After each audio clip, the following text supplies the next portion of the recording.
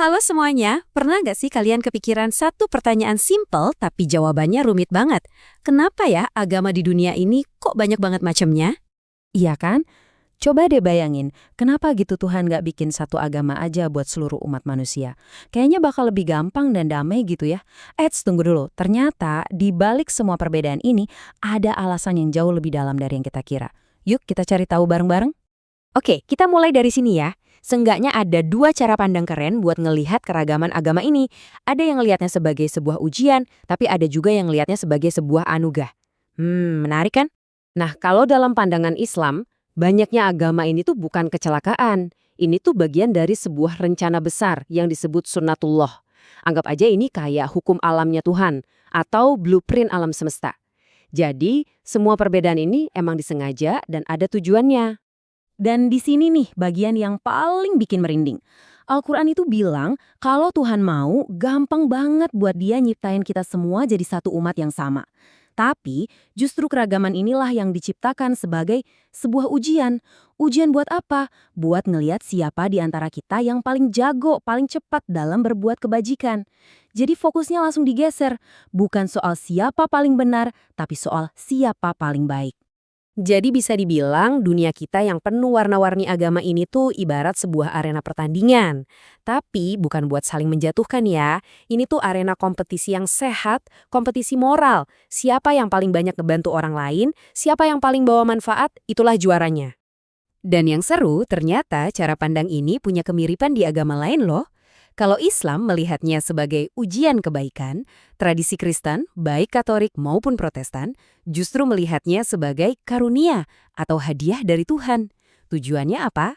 Supaya kita, manusia, bisa saling kenal satu sama lain dan hidup sebagai saudara. Jadi mau disebut ujian atau karunia, intinya sama, mendorong kita buat jadi lebih baik. Oke, sekarang kita masuk lebih dalam lagi ke sebuah konsep yang, wow, filosofis banget. Sebuah ide yang bilang kalau di balik semua perbedaan yang kelihatan di permukaan, sebetulnya kita semua menuju ke satu titik yang sama. Coba deh lihat kutipan dalam bahasa Sanskerta ini. Ini dari kitab suci Hindu. Kelihatannya emang agak ribet tapi percaya deh, artinya itu simple tapi ngena banget. Nah, ini dia artinya. Kebenaran itu satu, tapi orang-orang bijak menyebutnya dengan banyak nama. Keren banget kan?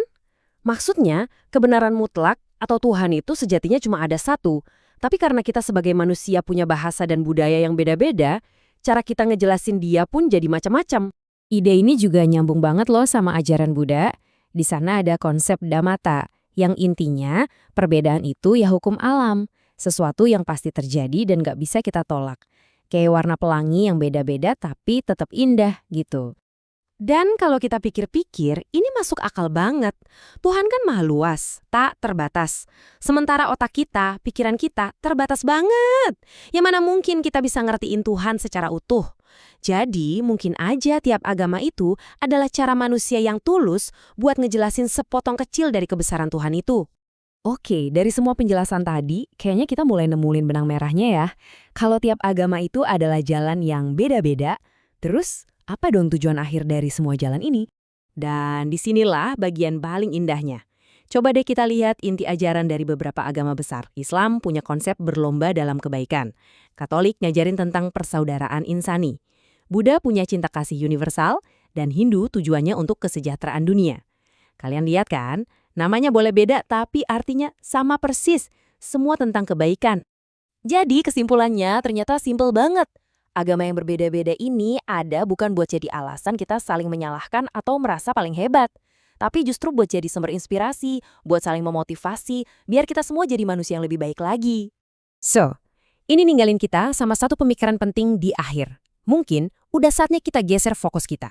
Bukan lagi sibuk nanya siapa yang paling benar, tapi mulai bertanya siapa yang paling banyak berbuat baik. Gimana menurut kamu? Kamu setuju gak? Aku pengen banget denger opini kalian. Langsung aja tulis di kolom komentar ya.